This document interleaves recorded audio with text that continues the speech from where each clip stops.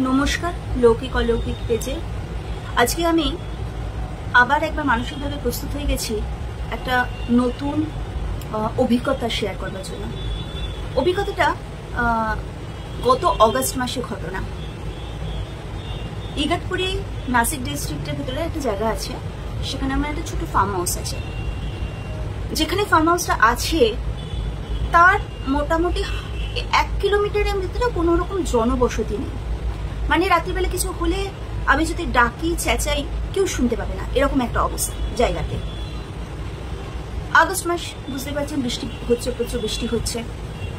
আমার বাড়িতে যে সিকিউরিটি ছেলেটা থাকে, সেই সিকিউরিটি ছেলেটা তার বউ আর বাচ্চাকে নিয়েই থাকে, কিন্তু কিছুদিন যাবত তার বউয়ের সঙ্গে ঝগড়াঝাটি হওয়ার জন্য সে তার বাচ্চাকে নিয়ে বাপের বাড়ি চলে গেছে।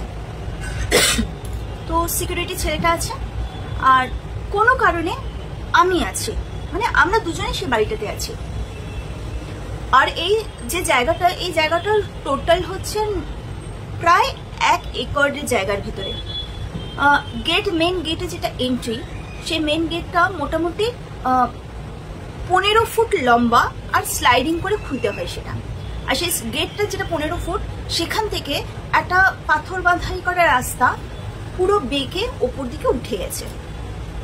তো রাত্রিবেলা প্রচন্ড বৃষ্টি হচ্ছে, আমাদের খাওয়া দাওয়া হয়ে গেছে, আমি একা আছি, সিকিউরিটি ছেলেটা আছে।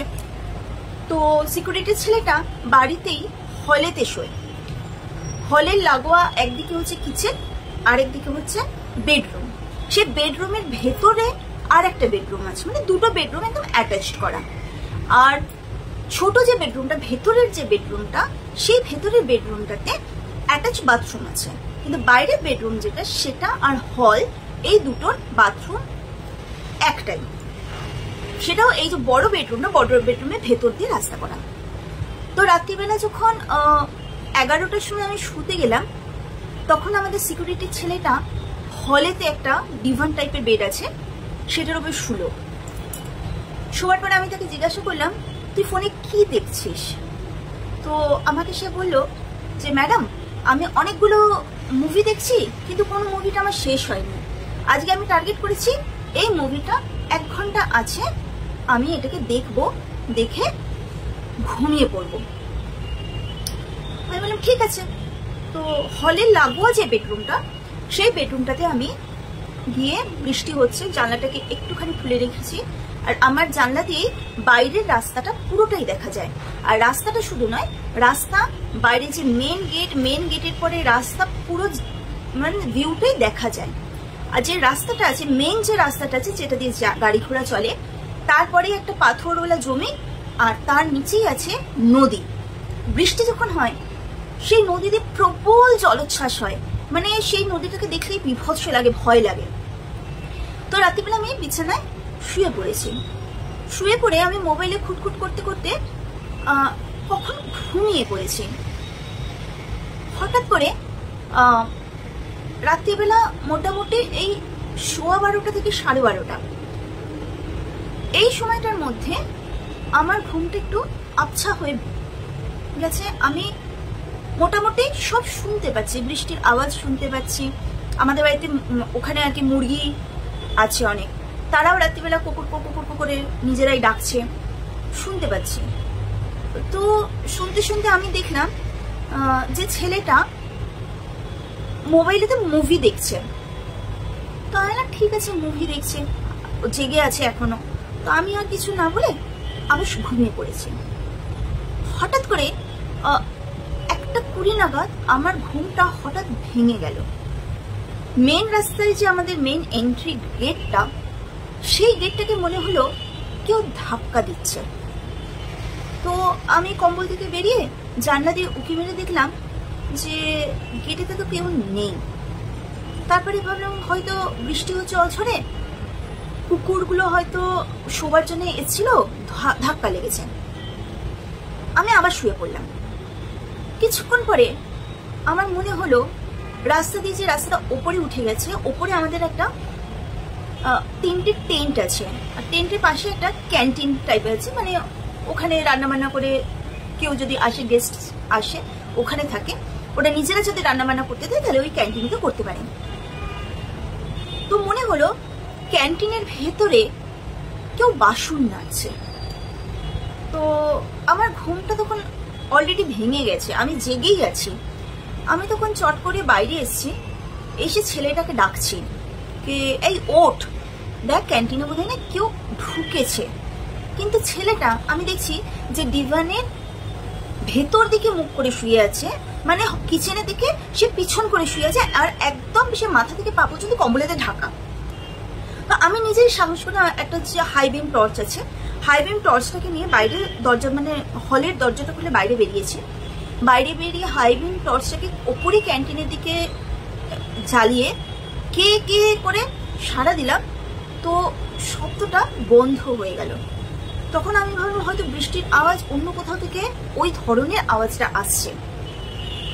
আমি কিছু না বলে ঘরে এসে আবার আমার বিছানাতে কম্বলে শুয়ে পড়লাম।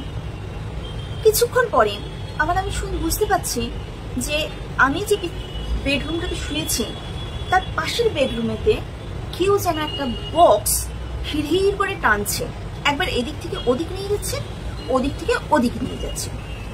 যেহেতু আমার বিছানা আর ওই রুমের দরজাটা একদমই, মানে আমি বিছানা থেকে নেমে দুপা গেলেই সেই দরজাটা, আমি সেই দরজা বিছানা থেকে নেমেই দরজাটার ডান পাশে হচ্ছে তার সুইচটা, ঘরের আলোর সুইচটা। তো আমি ঘরের আলোর সুইচটা জ্বালিয়েছি, জ্বালিয়ে দেখছি ঘরটা একদম নিট অ্যান্ড ক্লিন, যেরকম রাখা ছিল সেই রকমই রয়েছে। একটা বক্স রাখা ছিল সেটাতে, কিন্তু বক্সটা যেরকম রাখা আছে সেরকমই রাখা আছে, তার উপরের জিনিসগুলো ঠিক সেই রকমই রাখা। তখন আমার একটুখানি গাটা কিরকম ছমছম করে উঠলো। ঠিক আছে, কিছু নেই, মনে সাহস নিয়ে এসে আমি আবার বিছানাতে শুলাম। বৃষ্টি হচ্ছে, আমার ওখানে ছোট ছোট লাভ বার্ড আছে।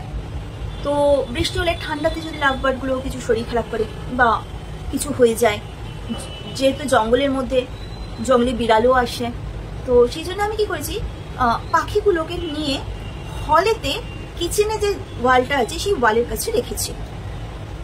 মোটামুটি 2টো বাজে, 2টোর সময় হঠাৎ পাখিগুলো খুব চিকচিক চিকচিক চিকচিক চিকচিক করে ডেকে উঠলো।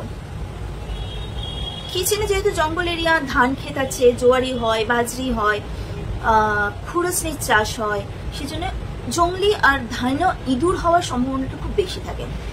আমি ভাবলাম পাখিগুলো চেঁচাচ্ছে, ইঁদুর তাহলে জালের ভেতরে ঢুকলো। আমি তখন আবার টর্চটা জ্বালিয়ে যখন পাখিগুলোর কাছে গেছি, পাখিগুলো 2টো শাড়ি যে দাঁড় বসানো থাকে ওপরের দাঁড়েতে দুজনে চুপ করে বসে আছে, কিন্তু তারা বলে চেঁচাচ্ছিল। তো আমি ভাবলাম যে ইঁদুর ঢুকেছিল, হয়তো ইঁদুরটা কিচেনের ভেতরে গেছে বলে আমি কিচেনের লাইটটা জ্বালিয়ে 2 মিনিট সমানে আমি কিচেনেতে দাঁড়িয়েছিলাম যে ইঁদুরটা কোথাও না কোথাও তো নড়বে, আর যদি নড়ে তাহলে আমি বুঝতে পারবো যে ইঁদুর কটা ইঁদুর আর কত বড় ইঁদুর, তাহলে পরের দিন সকালবেলা আমি ইঁদুর অভিযান করব তাদের ধরার জন্য। কিন্তু 2 মিনিট দাঁড়িয়ে থাকার পরেও কোথাও একটা ইঁদুরের নরম চলন আমি দেখতে পেলাম না। ইঁদুরগুলো আবার কি করে, ফ্রিজে যে পয়েন্টে লাগানো থাকে সেই তার বে ইলেকট্রিকের কেস বে তারা আমার যেখানে ট্যাঙ্ক বসানো আছে সেখানে উঠে যায়। ইঁদুরটা সেখানেও যায়নি, আর আমি হয়তো হাফ মিনিটের মধ্যে আমি হলেতে পৌঁছেছি, হয়ে গেছে।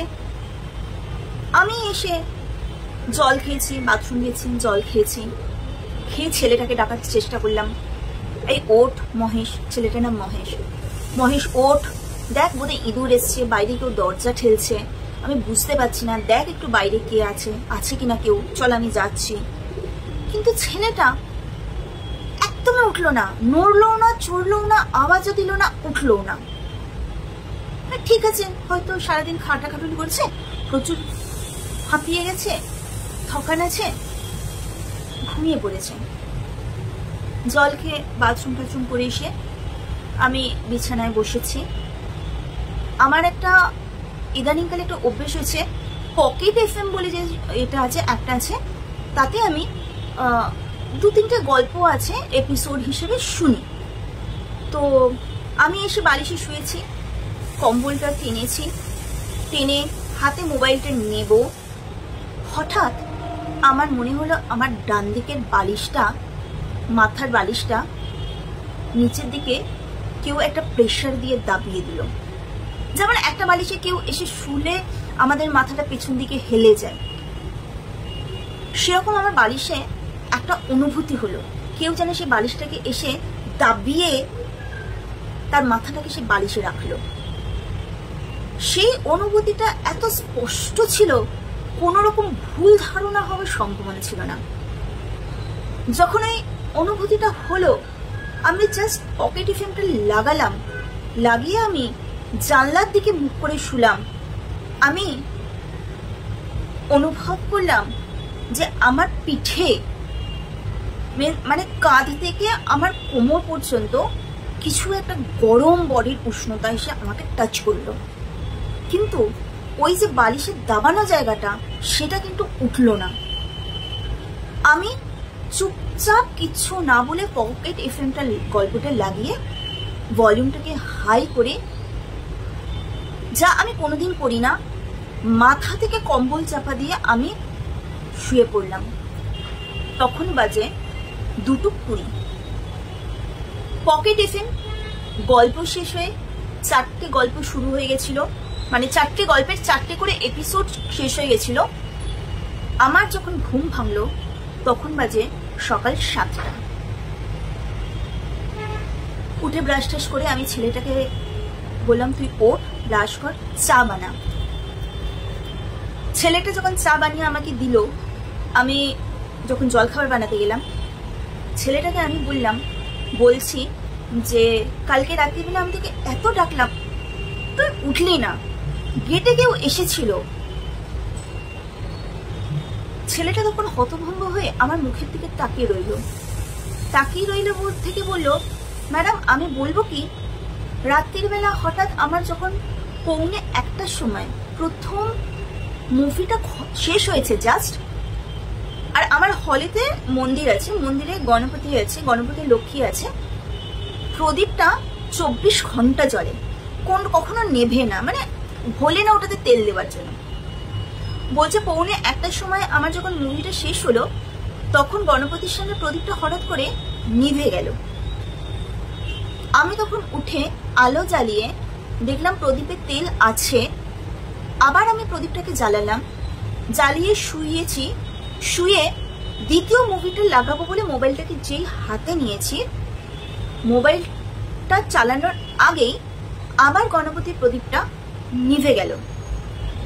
ম্যাডাম, সে বলছে, ম্যাডাম আমি কিচেনের দিকে মুখ করে শুয়েছিলাম, শুয়ে আমি মোবাইল দেখছিলাম, হঠাৎ আমার মনে হলো যে আমার পিঠ আর ওই যে ডিভানের যে পিছনে যেটা টেকুল লাগাই আমি, সেখানে তার মধ্যে কেউ একজন বসে আছে, আর সে আমার মাথার বাঁদিকের বালিশটাকে যেন হাতে দিয়ে প্রেসার দিল, আর আমার মাথাটা পেছন দিকে হেলে গেল। আমি তখন ম্যাডাম এত ভয় পেয়ে গেছি, আমি তখন কিচেনের দিকে পেছন করে কম্বলটাকে মাথা পর্যন্ত ঢেকে দিয়ে ঘুমিয়ে পড়েছি। তুমি যখন প্রথমবার আমাকে ডেকেছো আমি শুনতে পেয়েছি, কিন্তু আমি ভয়তে সাড়া দিতে পারিনি। তারপরে সে বলছে, শুধু তাই নয়, যখন ওটা হলো তার 2 মিনিট পরে যখন আমি মাথা পর্যন্ত কম্বল ঢাকা দিয়ে শুয়েছি, তারপরে আমার মনে হলো বাইরের গেট কেউ ধরে খুব জোরে নাড়া দিচ্ছে। আমি তখন ওটা টর্চ মেরে দেখলাম কেউ নেই। আমি তখন আরো ভয় পেয়ে গেছি, আমি শুয়ে পড়েছি, তারপর আমি আর উঠিনি। আমি তখন আমার যে অনুভূতিটা, সেই অনুভূতিটা আর ওই ছেলেটার অনুভূতিটাকে একদম এক পরিকাঠামোতে দেখতে পেলাম, একই কাঠামো, একই ধরনের ভয় দেখানো। তো ওই যে দিনটা ছিল, আমি প্রায় 5 বছর হয়ে গেল যাতায়াত করি, 2 বছরের উপর আমি ওখানে রাত্রে থাকি। অনেকদিন এমনও হয়েছে কাজের জন্য আমি ওখানে রাত্রিরে একাই থেকেছি, কেউ ছিল না, ইভেন এই যে সিকিউরিটি আছে, সিকিউরিটি ছিল না, আমি একাই ছিলাম। কোনোদিন এই ধরনের অনুভূতি আমার হয়নি। আর আমি এই ধরনের যে ভয় পাওয়াটা আমি কোনোদিন পাইনি, যেটা আমি ওই দিন রাত্রিবেলা পেয়েছি। আর এটা সত্যি সত্যি হয়েছিল না, এটা আমার অনুমান ছিল, সেটা আমি একদম বদ্ধমূল ধারণা হলো যখন ছেলেটাও ঠিক একই জিনিস, একই অনুভূতি যেটা আমার হয়েছিল সেটা আমাকে বলল। তো এখনো হচ্ছে গল্পটা হচ্ছে যে এখন আমি একা থাকতে পারি, এখন আমি একা থাকি, কিন্তু ওই যে দিনটা, ওই দিনটার রাত্রিটা, ওই যে বালিশে একটা সাইড যেটা সম্পূর্ণভাবে ভেতরের দিকে ঢুকে গেল, তারপরে কম্বলের শোয়ার পরে একটা যে গরম ভৌতিক অনুভূতি, সেই অনুভূতিটা আর কোনোদিন হয়নি। আর আমি চাইবো না যে যখন আমি ওখানে একা থাকি এই ধরনের অনুভূতিটা আমার আর হোক। এটা আমার সম্পূর্ণ নিজস্ব একটা অনুভূতির গল্প, যেটা আমি আপনাদের সঙ্গে শেয়ার করলাম। যদি ভালো লাগে তাহলে আমারও ভালো লাগবে। যদিও আমি মনে করি যে ভূত বলে কিছু নেই, কিন্তু আত্মা আছে, তারা তাদের উপস্থিতিতে আমাদের অনেক কিছু বলতে চায়। যে বলাগুলো যদি আমরা কিছুটা সায়েন্টিফিক রিজনে দেখতে পারি, তাহলে হয়তো আমাদের মধ্যেকার এই ভয়, বিভৎস ভাবনা, এগুলো দূর হতে পারে। সবাইকে নমস্কার। আমার গল্পটা এখানেই শেষ করলাম। আশা করব এরকম আমার নিজস্ব অনুভূতির কথা আপনাদের সামনে আরেকবার আরো কিছু আনতে পারব। নমস্কার।